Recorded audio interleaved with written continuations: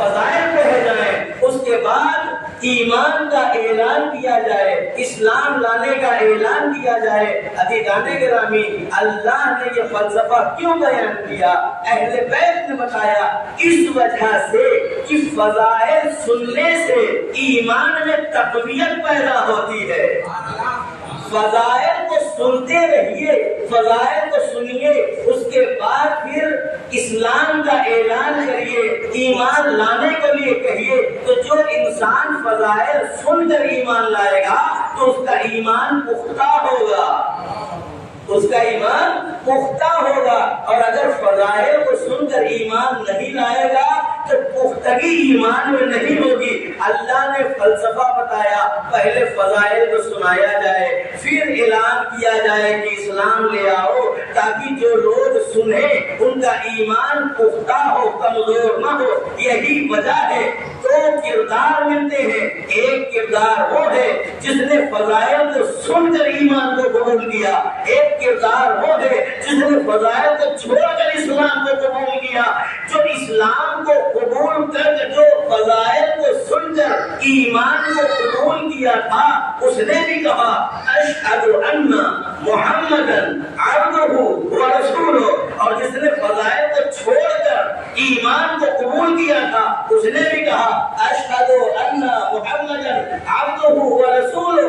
ایمان دونوں نے قبول کیا، لیکن ایک نے فضائل کو چھوڑ کر، ایک نے فضائل کو سن کر، لیکن دونوں کے کرداروں میں بڑا فرق آیا۔ دونوں نے محمد رسول اللہ کہا، لیکن جب اسلام کو قبول کرنے والا وہ نکلا کہ جس نے فضائل کو نظر انداز کر دیا، وہ زندگی کے کسی مرحلے میں پہنچ کر کہتا ہے جیسا رسالت میں آج شک ہوا وہ ایسا کبھی نہیں ہوا تھا۔ لیکن جس نے فضائل کو صرف سن کر ایمان کو قبول کیا تھا اس نے کچھ نہ کہا، رسول کو خود کہنا پڑا السلمان منا اہل البیت، سلمان ہم اہل بیت میں سے، سلمان کو دے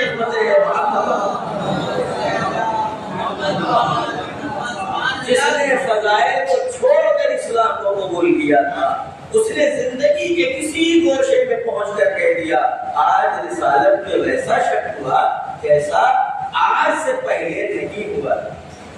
اور جس نے فضائل کو سن کر اسلام کو قبول کیا تھا اس نے اپنی زبان سے کچھ نہ کہا، لیکن رسول نے کہا السلمان منا اہل البیت، سلمان ہم اہل بیت میں سے۔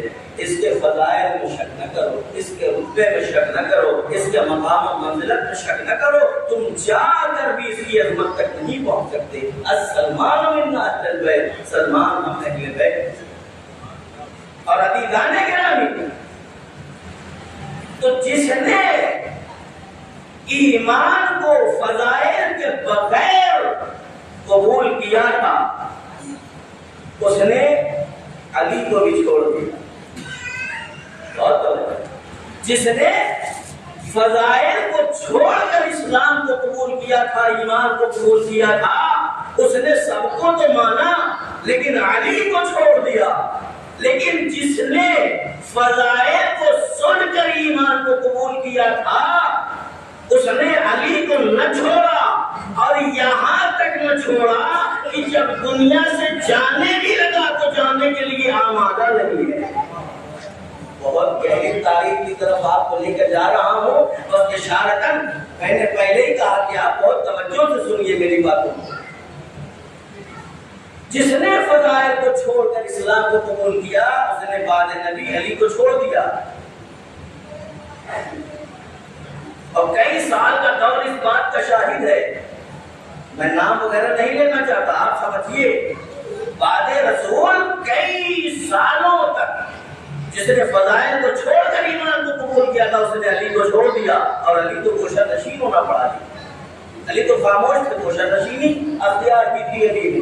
تو جس نے فضائل کو چھوڑ کر ایمان کو قبول کیا تھا اس نے علی کو بھی چھوڑ دیا، لیکن جس نے فضائل کو سن کر ایمان کو قبول کیا تھا وہ مر بھی رہا ہے، ملک الموت کھڑا ہے، ملک الموت روح کو قبض کرنا چاہتا ہے، لیکن وہ سلمان ہے جس کی روح جسم سے نکلنے کے لیے آمادہ ہے۔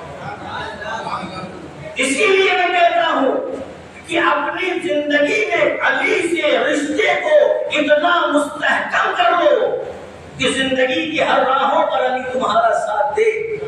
اس لیے کہ اگر علی سے رشتے اخوت و محبت قائم و دائم رہے گا تو علی مدینے سے مدائن نماز جنازہ پڑھانے کے لیے بھی چلا جائے گا. لیکن اگر علی سے رشتے محبت ٹوٹا ہوگا تو خلیفہ وقت کا جنازہ مدینے کی گلیوں میں پڑا ہوگا, علی مڑ کر نظر بھی نہ کرے گا.